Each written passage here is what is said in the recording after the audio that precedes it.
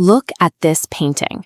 A rearing white stallion, a flowing red cape, a fearless commander pointing the way forward. For over 2 centuries, this has been the defining image of Napoleon Bonaparte, an invincible conqueror leading his men to glory. But the historical reality looks a lot more like this. When Napoleon actually crossed the Alps, he wasn't leading the charge. He crossed days later, wrapped in a coat, shivering on the back of a mule, led by a local farmer. We remember the stallion because he made sure we would. Napoleon's legacy was crafted through a massive, modern political propaganda operation. To understand how he did it, we have to look at the France he inherited in the late 1790s. The country was bankrupt, paranoid, and tearing itself apart in the bloody civil wars of the Reign of Terror.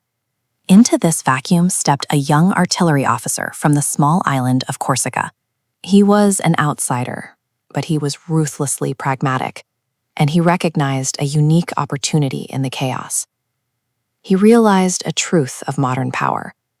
To govern a nation in chaos, military force must be paired with a carefully managed narrative.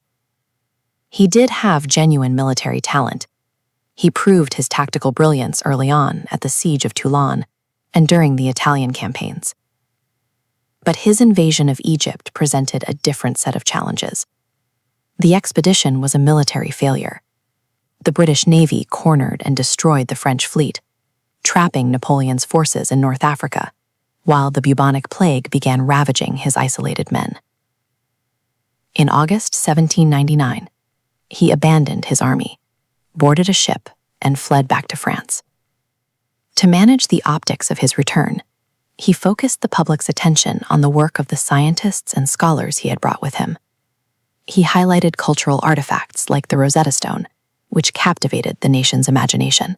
He took direct control of the press, acquiring newspapers and writing the official military bulletins himself. He flooded Paris with exaggerated stories of his battlefield heroics and commissioned paintings of his bravery. Curating information like this allowed him to rebrand a military desertion into a hero's homecoming. He immediately leveraged this manufactured popularity to stage a coup in November 1799. He expelled the existing government and installed a new consulate system, placing himself at the top as the first consul.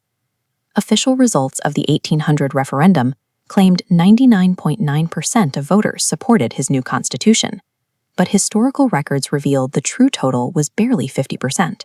His brother, Lucien, the Minister of Interiors, artificially added 1.5 million fake yes votes to project national approval. He used the rhetoric of the Enlightenment, telling people he was there to liberate them from oppressive kings. Yet back in Paris, he shut down independent newspapers and exiled anyone who dared to criticize him. The domestic policies followed a similar pattern. He enacted laws that reinstated slavery in the French colonies and rolled back the civil rights women had just gained during the early years of the Revolution. Then came the ultimate contradiction. In 1804, the man who claimed to protect the Republic crowned himself emperor, adopting the absolute monarchical power the revolution had fought to destroy. He used the language of the revolution to shield the growth of a dictatorship. But a PR machine cannot spin physical reality forever. During his 1812 invasion of Russia, the Russian army retreated and burned the land behind them. No amount of propaganda could save Napoleon's men once starvation and the winter set in. After a brief comeback, his military empire collapsed at the Battle of Waterloo in 1815.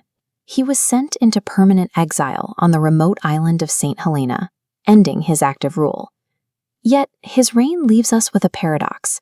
Because he needed public approval to maintain his myth, he was forced to enact real, enduring societal reforms. He created the Bank of France, bringing hyperinflation under control. He ended the last remnants of feudalism in the territories he occupied, and he established a centralized public education system that trained teachers and built new schools. His most lasting achievement was the Napoleonic Code. It replaced a chaotic web of regional rules with a unified written legal framework, one that outlived his empire and eventually spread across the globe. He died a prisoner on a lonely island, but because his structural reforms improved daily life, the legend he spent decades engineering survived his physical downfall. Ultimately, Napoleon wrote the modern autocrat's playbook. He proved that if a leader provides stability, infrastructure, and a glorious national myth, the public will gladly cheer as their freedoms are taken away.